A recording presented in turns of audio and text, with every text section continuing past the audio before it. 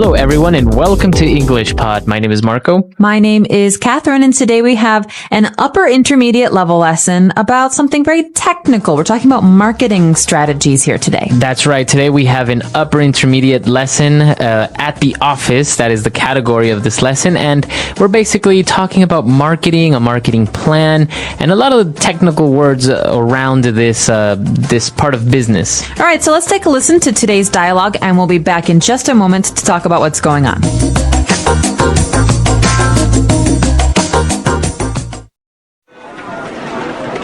Okay, everyone, let's begin. I called you here today to evaluate our marketing strategy during this recession. I wanted to re-emphasize our corporate mission of aiming to give our customers the best coffee and service in a clean and welcoming atmosphere. Several other shops have been reducing their prices for their coffees, and they are drawing in more customers. Why aren't we doing the same thing?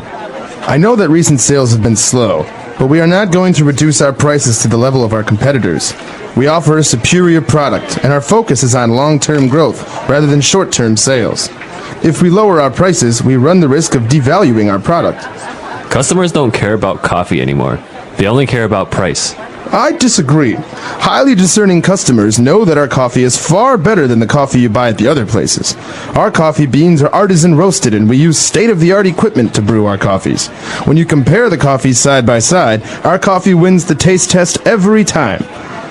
We have never sought to appeal to the mass market with cheap coffee drinks, and we will not do so now. That's true. We've certainly achieved top-of-mind awareness when it comes to the best-tasting brews, and it's important to distinguish ourselves from the competitors. I think the main question is, how can we show our appreciation to our customers? That's the main question I would like to discuss today. Money is tight for everyone these days, so even our most loyal customers may be reconsidering the money they pay for their morning coffee. Since the superiority of our coffee beans is one of our core competencies, why don't we sell the beans for people to brew coffee at home? That could definitely be a way we could expand our company. But would we be undermining the essence of the company that way? Let's brainstorm some more ideas and do some research. The customer always comes first, and what the customer wants, the customer gets. Maybe it's time we started selling coffee beans.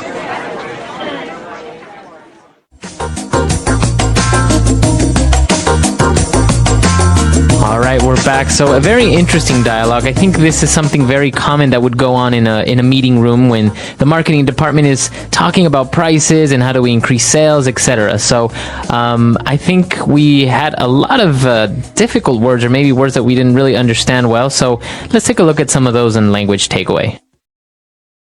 Language takeaway. So the first word on the top of our list today is recession. Anyone looking at the news this year or last year probably knows what this word means, but let's talk about it anyway. What is a recession? That's right. So everyone was talking about the recession, and basically it is a noun. All right.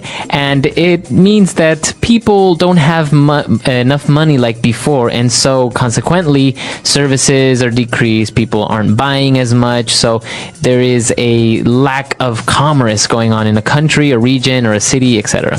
All right. So basically in economics, you have these different cycles. It's not like the economy is always the same. And so sometimes when there's not enough money, we call it a recession, and we can say, hey, I don't have much money to spend right now. We are in a recession. So that's a very common way to use the term. That's right. So as you said, it's an economic term, and many consequences because of this lack of jobs. It's just, as you said, a cycle.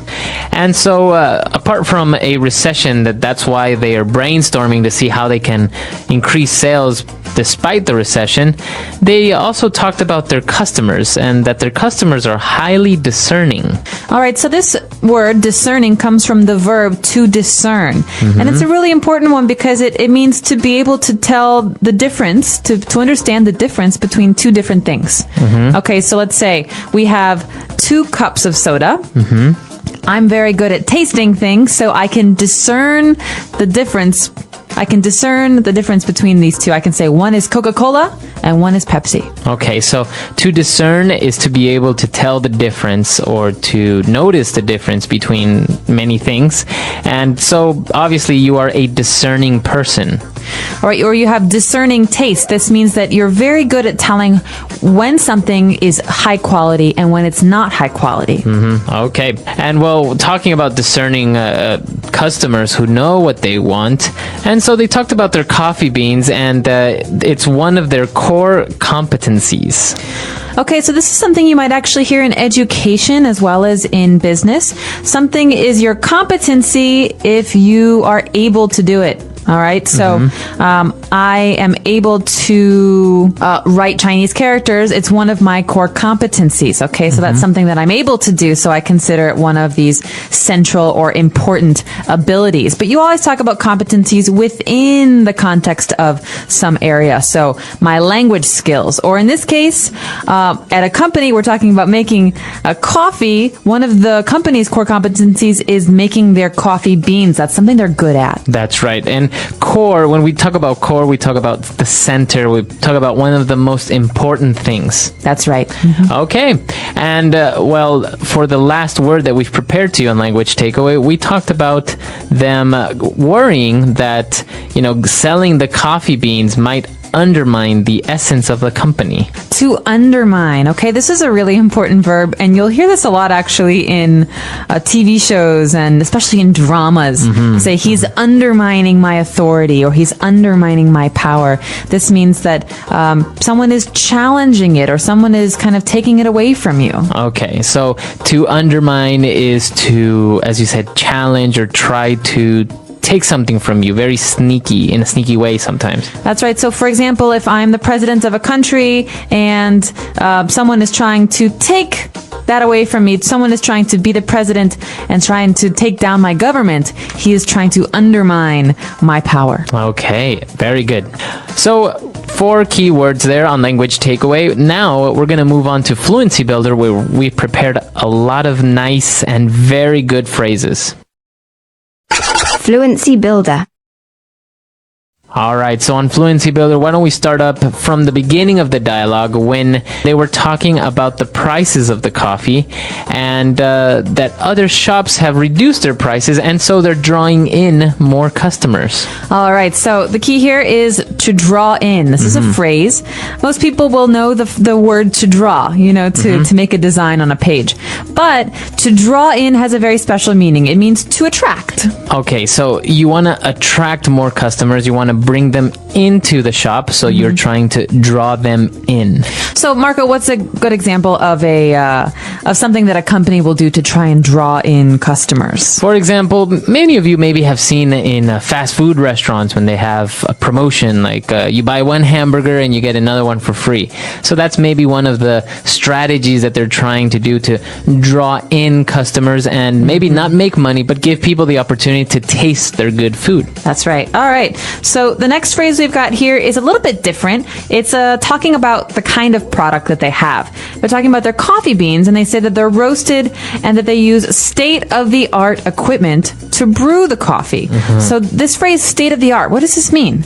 Okay, if something is state-of-the-art, okay, we're usually talking about a machine, and we're saying that it's the latest in technology. It's very, very new. It's highly advanced. It's a very technologically advanced machine.